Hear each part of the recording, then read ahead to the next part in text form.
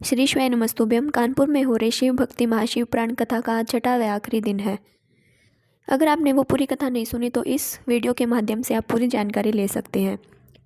सबसे पहले गुरुजी ने कहा, जिस परमात्मा ने आपको शरीर दिया है तो पेट भरने की जवाबदारी भी परमात्मा की ही है। पेट भरने की जवाबदारी है, पेट ही भरने की नहीं।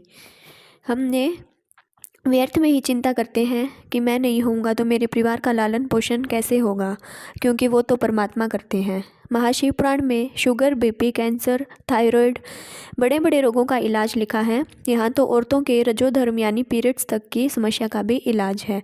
इसी को लेकर गुरुजी ने आगे बहुत प्यारा पत्र सुनाया। शालिनी अंकित राय, झांसी, उत्तर प्रदेश से। गुरुदेव, मैं नहीं जानती कि मैं इस पावन शिव महापुराण का श्रवण करने कैसे आई हूँ।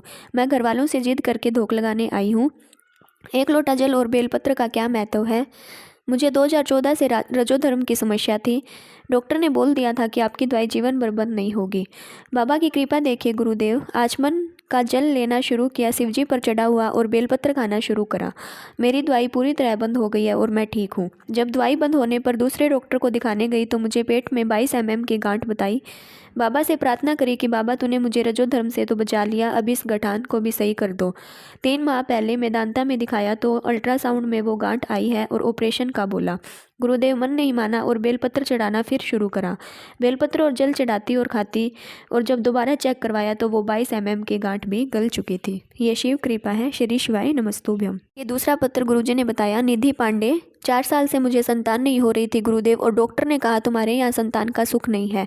फिर सफ़ेद आंकड़े का प्रयोग वाला उपाय करा और बेलपत्री और जल वाला उपाय करा, और 4 साल के बाद मुझे संतान की प्राप्ति हो गई।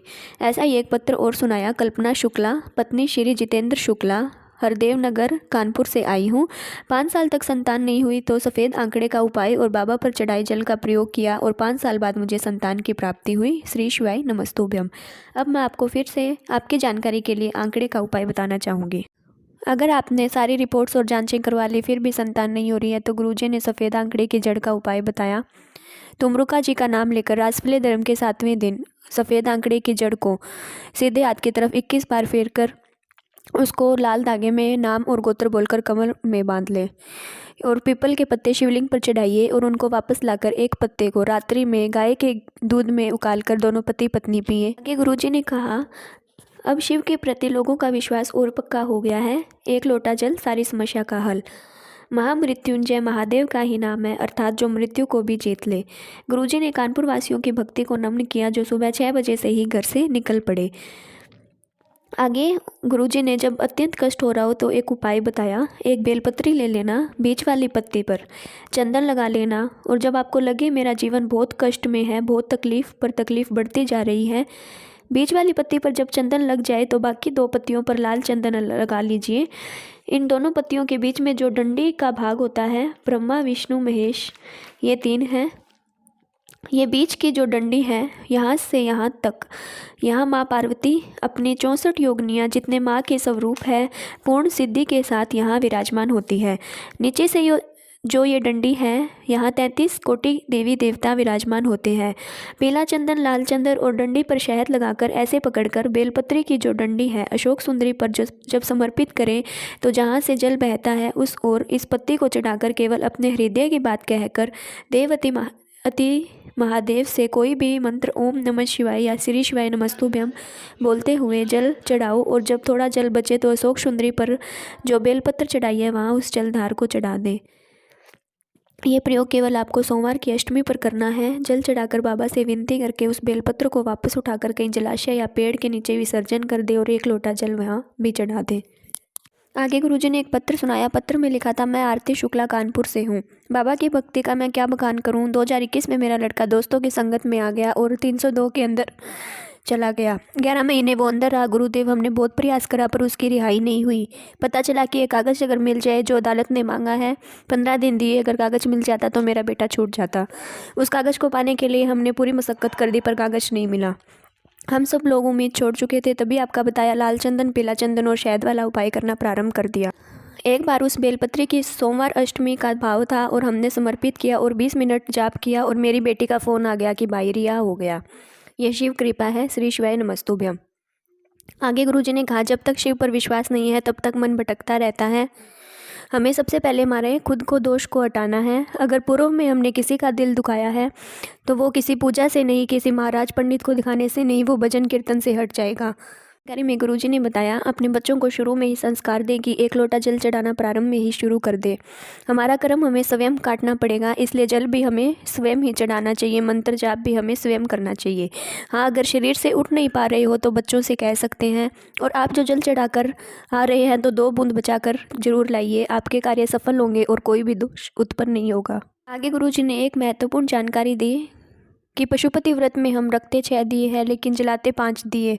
भोग लगेगा 3 हिस्से में, 2 हिस्से मंदिर में छूटेंगे, 5 दिए मंदिर में छूटेंगे, 1 हिस्सा थाली में रखा आएगा।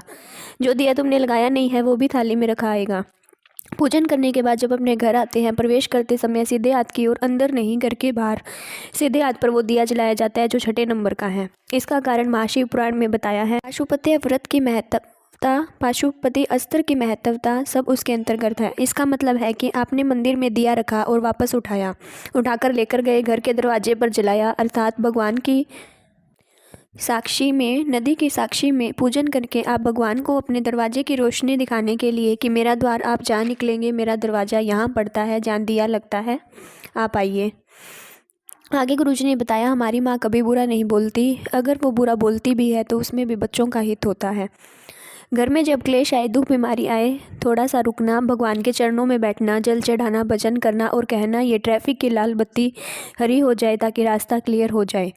कि गुरुजी ने बताया, यदि कोई पितृ, घर के बड़े बुजुर्ग जो चले गए हैं, जिनकी मृत्यु हो चुकी है, वो अगर सपने में दिख रहे हैं और आपके सिर के पास खड़े हैं तो समझ लेना आपके यहाँ 15-20 दिन में कोई खुशखबरी आने वाली है। अगर घर के पितृ, कोई बड़े बुजुर्ग, अगर आपको वही पाँव के पास बैठे दिख जाए स्वप्न में, घर में कोई बड़ा रोग घेरने वाला है, वहीं अगर सपने में अचानक आए और तुरंत चले जाए तो संकट आने वाला है, लेकिन वो ज़्यादा टिकेगा नहीं, तुरंत चला जाएगा।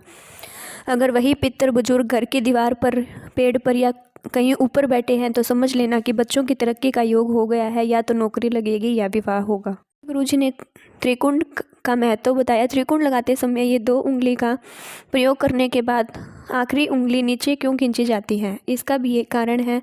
2 उंगलियां खींचने के बाद तीसरी उंगली से चंदन जब आता है, हम कितने भी गड्ढे में जा रहे हों, कर्जे में जा रहे हों, तीसरी उंगली अगर नीचे लगाई है तो महादेव उन्नति की सीढ़ी हमें चढ़ा ही देंगे। गुरुजी ने एक बहुत प्यारा भजन सुनाया, अंत समय प्रभु आना पड़ेगा, वचन दिया तो निभाना पड़ेगा। आए ना आए कुटुंब कबीरा, अंत समय प्रभु आना पड़ेगा, वचन दिया तो निभाना पड़ेगा। आगे गुरुजी ने बताया, राहु, केतु, मंगल, शनि, शुक्र, बुध सभी ग्रहों का वर्णन महाशिव पुराण में किया हुआ है। हम अगर 1 लोटा जल चढ़ाते हैं तो सब ग्रहों पर जल चढ़ जाता है, 33 कोटि देवी देवताओं पर जल चढ़ जाता है। अगली और आखिरी जानकारी में गुरुजी ने बताया, जब कोई दुष्ट दुराचार मंदिर पर आक्रमण करता है तो शिव किसी न किसी रूप में प्रकट होकर उसका निर्माण करवा ही देते हैं। गुरुजी ने कहा, 1 लोटा जल हर स्थिति में चढ़ाते रहिए। श्री शिवाय नमस्तुभ्यम।